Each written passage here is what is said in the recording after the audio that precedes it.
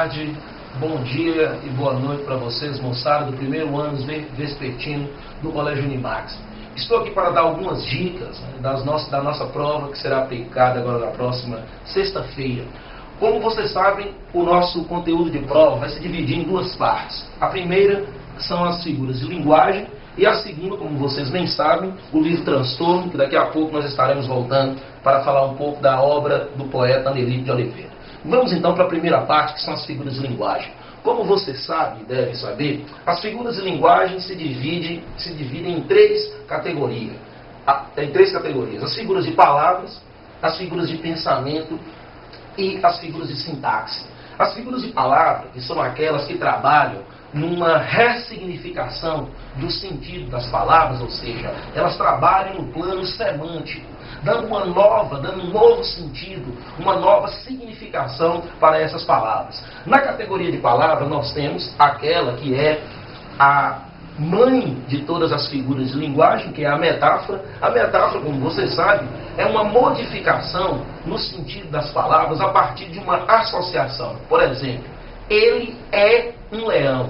Nós sabemos que a palavra leão aqui não está no seu sentido denotativo. No caso, ele é um leão, nós associamos a figura desse ele, desse sujeito, às características de um leão, modificando assim o sentido da palavra leão no seu sentido denotativo, passando a ter um sentido conotativo. A comparação, essa é a mais fácil de todas as figuras. Se você tem o conectivo comparativo com tal qual, semelhante a, igual a. Quando nós temos esses conectivos de comparação, nós temos um caso típico de comparação que nós também chamamos de símile. Vamos pegar o mesmo exemplo, um exemplo parecido com a que eu dei agora de metáfora. Ele é um leão, é uma metáfora. Agora, se nós falarmos ele é como um leão, ou ele come feito um leão, obviamente, nós temos uma comparação. A próxima figura de linguagem é a metonímia. O que é a metonímia? Eu troco uma palavra por outra porque há uma relação estreita de sentidos entre elas. Por exemplo, as asas cruzam o céu de Montes Claros. A palavra asa aqui está usada em seu sentido conotativo. E o que nós poderíamos substituir por asa? O que o autor nessa questão deixou de usar quando optou pela palavra asa? Nós poderíamos dizer os aviões cruzam a cidade de Montes Claros, ou as aves cruzam a cidade de Montes Claros. Então a palavra asa, em seu sentido conotativo, está substituindo a palavra avião ou a palavra ave, porque há uma relação estreita de sentido entre elas. E você sabe que nós temos várias ocorrências de metonímia. Quando, por exemplo, ao invés de eu usar um produto, falar de um produto, eu falo da marca dele. Por exemplo, eu estou lavando vasilha com bombril. Nós sabemos que o nome próprio não é bombril, é esponja de aço. Eu deixei de usar a palavra esponja de aço e coloquei a marca. Então eu troquei uma palavra por outra porque há uma relação de sentido entre elas. Eu estou lendo Roberto Drummond, ou estou lendo Anelito de Oliveira, para dar uma linkada aí no que nós estamos estudando também. Ao invés de eu falar que eu estou lendo o livro Transtorno, ou ao invés de eu falar que eu estou lendo o livro A Morte de J em Paris, eu digo que estou lendo Roberto Drummond, ou estou lendo Anelito de Oliveira. Ao invés de eu falar da obra, eu falo do autor, porque há uma estreita relação de sentido entre elas. Então, por fim, metonímia é o uso de uma palavra no lugar de outra, no sentido conotativo, porque há uma estreita relação de sentido entre elas. Já a catacrese é aquela coisa que nós já sabemos, é um uso muito clichê, muito comum do nosso dia a dia. Quando eu falo a perna da mesa, o dente, a perna da cadeira, o dente de alho, eu não usei a palavra própria, o nome próprio. Eu usei uma outra imagem por ausência, por falta de conhecimento de um termo próprio, ou por ausência de um dedo. Então a catacrese é aquilo que a gente chama do mau uso. Eu coloco uma palavrinha num lugar que não é necessariamente um lugar próprio. Levei uma barriga, levei um murro nessa parte aqui. Eu levei um murro na barriga, né, na boca do estômago. Né? A palavra boca não está aqui no seu sentido próprio. Então nós temos um caso de catacrese. Sinestesia, essa é uma figura de linguagem que eu adoro. O que é a sinestesia? É o uso de uma imagem a partir do cruzamento de percepções sensoriais. A partir desse cruzamento de percepções sensoriais, nós temos aí uma palavra que ganha um novo sentido. Por exemplo, o cheiro doce eu misturei a percepção olfativa com a percepção palatar. Os olhos verdes daquela menina têm um gosto de maçã. Eu misturei a percepção do verde, que é algo que é perceptível pela visão, com o gosto, que seria algo perceptível pelo paladar. Então a sinestesia é o cruzamento de sentidos. Vamos falar de transtorno? Lá em transtorno, Anelito usa uma imagem que é muito bonita. Ele diz, ver a vida a dedo. Ou seja, ver algo que é da percepção visual, da percepção dos olhos, com sentir, né, com os dedos, que seria algo da percepção do tato. Antonomásia, que também nós chamamos de perífrase. O que é a antonomásia e a perífrase? Quando eu uso uma expressão, uma locução, um termo qualificativo, ao invés de um nome próprio, né?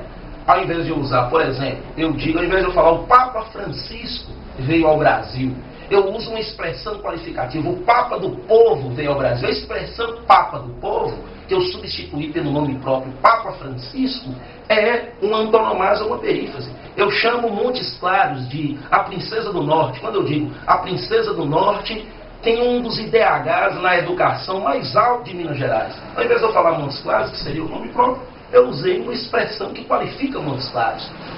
Pois bem, categoria das figuras de pensamento. O que são as figuras de pensamento? Você sabe muito bem. São aquelas figuras que atuam na expressão do sujeito.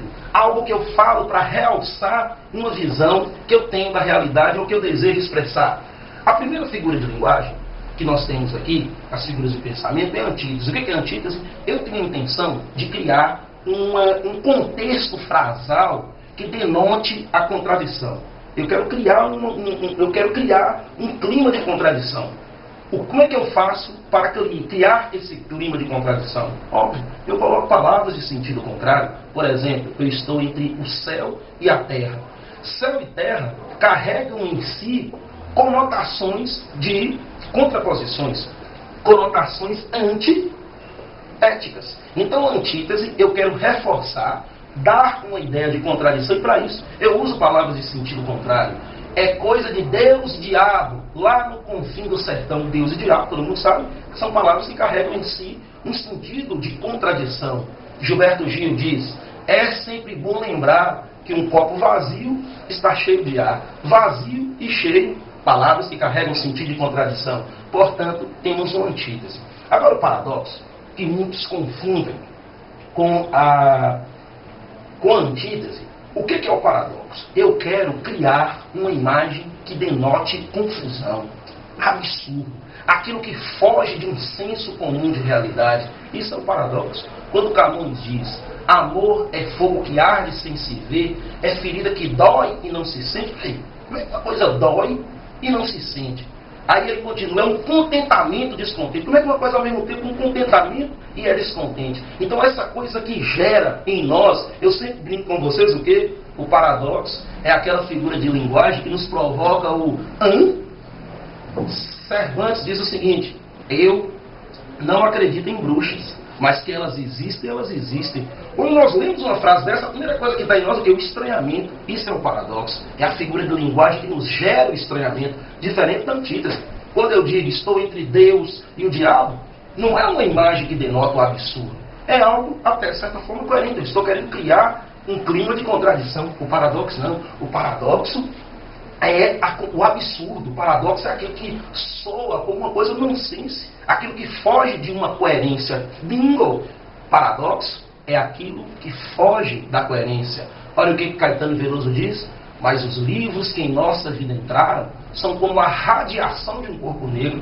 Vocês que são bons em física, e eu sei, sabem disso. Como é que um corpo negro irradia alguma coisa? É o absurdo, portanto, é o paradoxo. A hipérbole é a figura de linguagem do exagero. Hipermercado, uma coisa grande. Então o que é hipérbole? É aquela figura de linguagem que o sujeito quer que o outro entenda o que ele está querendo dizer, e para isso ele esforça no exagero. Eles estão morrendo de fome. Você está morrendo de fome, você está com um pouco de fome, mas quando você fala morrendo de fome, você está querendo exagerar. Quando eu digo, mas 1 milhão de gente me viu fazendo isso, será que foi 1 milhão?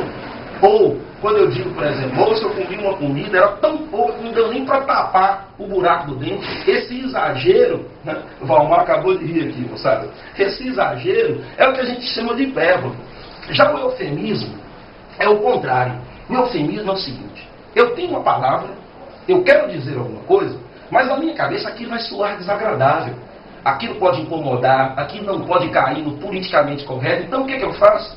Eu amenizo. Por exemplo, a pessoa morreu, você está conversando com o filho, pois é, moço, fulano morreu. Ao invés de você falar morreu, você diz o quê? Moço, fulano está dormindo. Essa amenização é o que a gente chama de eufemismo. Vamos lembrar da palavra eu? O termo eu aqui, ele é um prefixo grego que quer dizer o quê? Aquilo que é mais agradável, aquilo que é mais audível, aquilo que é mais palatável. Então o eufemismo é quando eu uso uma expressão para amenizar uma outra que eu sinto que possa soar desagradável. Eu estou querendo falar que o cara é mentiroso. Aí eu digo, pois é, moço, ao invés de falar que ele é mentiroso. Pois é, rapaz, você faltou com a verdade. Não, o cara mentiu. Só que você usou a expressão faltou com a verdade para dar uma amenizada. Agora nós temos a outra figura de linguagem, que é a gradação. O que é a gradação? Vamos pensar na palavra gradativo. Algo, né, que se sucede de uma forma que tem uma ideia de sequência. O que é a gradação? Eu uso palavras que, na maneira com que ela é construída, na sequência com que ela é construída, ela nos dá essa ideia de uma coisa gradativa. Pode ser uma gradação crescente para cima, né, algo que é para cima, ou decrescente, ou seja, aquilo que diminui, aquilo que decresce. Por exemplo, quando Monteiro Lobato escreve eu era pobre, eu era subalterno, eu era nada, você pode ver que eu era pobre, eu era subalterno, eu era nada. Essa construção que dá uma ideia de movimento decrescente é uma gradação. Quando Castro Alves escreve sem ar, sem luz, sem razão, a palavra ar, luz, razão dá uma ideia de algo que está diminuindo. Clarice Lispector escreveu e naquele dia, naquela hora, naquele minuto, naquele segundo, naquele milésimo de segundo estava ou não tempo. Essa construção, dia, hora, minuto, segundo, milésimo de segundo, isso dá uma ideia de gradação, dá uma ideia de movimento. Portanto, essa é a gradação. A outra figura de linguagem, que é a última figura de pensamento, é a prosopopeia. Prosopopeia, também a gente chama de personificação, também a gente chama de antropomorfização. O que esses três nomes, eles indicam que aquela figura de linguagem que atribui a animais, a seres inanimados, características humanas. Quando eu digo o céu exalta a glória de Deus, o céu não é ser humano quem exalta alguma coisa que tem essa ação de exaltar o ser humano. Mas eu atribuí ao céu, né, que é uma coisa, né, que é um ser, né, que não é um ser, enfim. Dou características a algo que não é humano, dou características humanas a algo que não é humano. Por exemplo, o amor me pegou, como diz Caetano Veloso. O amor me pegou, eu não descanso enquanto eu não pegar. Quando ele diz o amor me pegou, fica parecendo que o amor, um substantivo concreto, não é uma pessoa, ele teve uma atitude que é humana. Portanto, isso é a prosopopeia, que a gente também chama de antropomorfização ou personificação. E por fim, as figuras de sintaxe. O que são as figuras de sintaxe? São aquelas que atuam na estrutura física das palavras, que vai trabalhar no plano sintático, na organização das palavras e por aí vai. Primeiro nós temos a elipse. O que é elipse? É quando eu tiro de uma frase um termo que não vai fazer falta naquela frase necessariamente, né? E você pode até captar o sentido dela. Quando eu digo, quando eu entrei na sala, vasilhas e pratos sobre a mesa. O verbo estar, ele foi omitido aqui. Sobre a mesa estavam vasilhas e pratos. Estavam, só que eu omiti o termo estar. Sobre a mesa, vasilhas e pratos. Então, essa omissão do verbo estar é o que a gente chama de elipse. O zeugma é a mesma coisa da elipse. Só que no caso do zeugma, eu tenho a omissão de um termo que já foi referido numa oração anterior. Por exemplo, eu sou casado com Paula e Valmar com Júlia.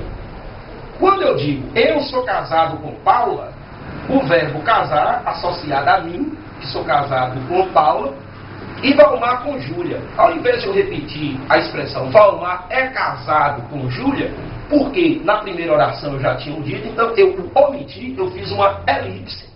de um termo que já tinha sido referido na oração anterior. É o caso, nós temos aí um Zebulon. A Bíblia é rica disso. José, filho de Matate, e Matate de João. Ao invés de eu falar Matate é filho de João, eu falo Matate de João. Por quê? O termo filho já foi referido na oração anterior. As silepses são as chamadas figuras de concordância. São aquelas figuras, são os casos de frases em que eu não concordo o verbo ou qualquer outro termo com aquilo que está expresso, mas com a ideia que está subentendida nele. Por exemplo, quando eu digo Vossa Majestade está bonito, nós sabemos que o pronome Vossa Majestade é um pronome de gênero feminino.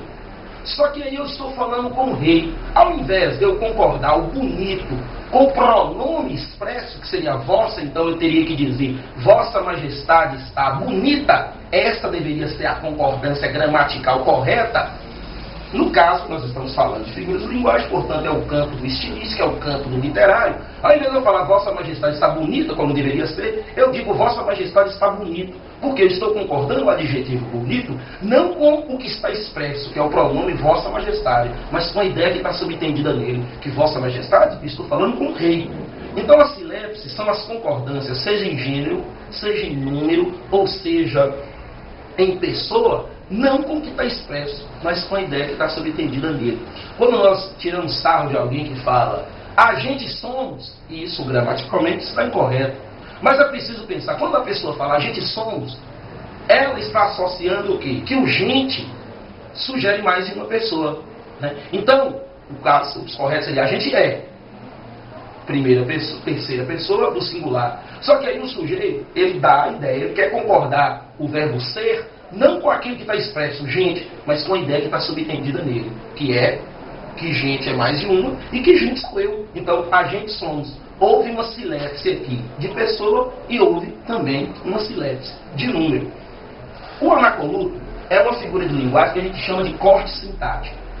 O que é o corte sintático? Eu tiro a frase de uma ordem sintática comum, convencional, e é como se eu estivesse promovendo um corte na frase. Quando eu digo, quem ama o feio, vírgula, bonito lhe parece, a primeira parte dessa frase, quem ama o feio, eu estou falando da pessoa que ama o feio. Depois da vírgula eu já falo, bonito lhe parece. Já na segunda parte da frase, eu já não estou falando da pessoa que ama o feio, mas eu estou falando desse próprio feio que bonito parece àquela pessoa. Então quando eu digo, quem ama o feio, vírgula, bonito lhe parece, é como se eu tivesse promovido um corte abrupto na frase. Isso é o que nós chamamos de anacoluto. Essas outras três figuras de linguagem, o hipérbole, anástrofo e síntese, são as chamadas figuras de inversão sintática. Eu inverto a ordem convencional das palavras nas suas estruturas sintáticas e promovo uma inversão sintática. Geralmente numa frase, como é que nós estruturamos frase no nosso cotidiano de forma normal, de forma comum? Sujeito e predicado. Valmar é elegante. Isso é... estou falando de Valmar demais, né? Ele está aqui. Um abraço aí, Valmar. Ele está mandando um abraço para vocês também. Valmar é elegante. Essa é a forma convencional de estruturarmos uma frase. Sujeito e predicado. Quando eu digo é elegante Valmar, eu inverti a ordem das frases. É o caso, por exemplo, que a gente chama de anástrofo. É uma inversão sintática simples, né? Ou uma inversão sintática simples. Quando eu digo os meus olhos, a convenção gramatical no uso cotidiano, nós costumamos usar o quê? O pronome primeiro, depois o substantivo. Quando eu digo os olhos meus, houve uma inversão sintática. Só que aqui uma inversão sintática muito simples. Então a simplesinha nós chamamos de hipérbato. Agora, quando nós temos uma inversão sintática muito complexa, por exemplo, o nosso hino nacional, ouviram do Ipiranga as margens plácidas de um povo heróico brado retumbante. Aí você pergunta, quem é que ouviu o que aí? Ouviram do Ipiranga as margens plásticas de um povo heróico brado retumbante? É uma inversão muito radical. Se nós fôssemos colocar num contexto convencional, nós teríamos que colocar a frase para todo mundo entender, para ficar bonitinho, a gente colocaria a frase o seguinte: as margens plácidas do Ipiranga ouviram o brado retumbante de um povo heróico. Só que se for colocar isso aí, o hino vai ficar feio, né? Imagina você cantando isso. As margens plácidas do Ipiranga ouviram o brado retumbante de um povo heróico. Fica feio pra caramba. Então, quando eu faço essa inversão sintática, foi para que o verso encaixasse muito bem. Aí nós temos um caso de uma inversão sintática muito radical. É o caso da síntese. Agora nós temos essas duas figuras de sintaxe aqui. A assonância e a literação. A assonância, facinho, é quando eu coloco uma sequência de palavras em que as vogais tônicas são as mesmas. Por exemplo, roda, manhosa, de Ford. Roda, o O de roda. Manhosa, o O de manhosa. Ford, o O de Ford, são três palavras numa mesma sequência com a mesma vogal tônica. O. Por exemplo, um poema meu, em que eu digo o seguinte: meu corpo é porto do olho que avista. Olha, meu corpo é porto do olho que avista. Raul, encharco de lama, mole, mingole. Duas palavras, mole, mingole, com a mesma vogal tônica. Caetano Veloso, um mulato nato no sentido lato. Ato. Três palavras em que você tem a mesma vogal tônica. É a assonância, uma sequência de palavras com a mesma vogal tônica. Já a literação é a repetição de sons consonantais numa sequência de palavras. Brincadeira com vocês aqui, ó. Embalimbola, revivela, carambola, manivela, radiola, marimola, rebolar. Nessa embolada que não bola e com a rima junto com a matéria-prima para se manifestar. Olha o tanto da palavra bem repetindo aqui. É a literação. Rato que rói a roupa, que rói a rapa do rio do burro, que rói a roda do carro, que rói o carro, que rói o barro, que rói o burro, rato que rói o rato, o roto, que rita o roto, que rói o farrapo, esfarra rapado, que mete a ripa, arranca rabo, rato ruim, rato que rói a rosa, rói o riso da moça, que rua, arriba em sua rota de rabo. Na repetição das palavras, a literação.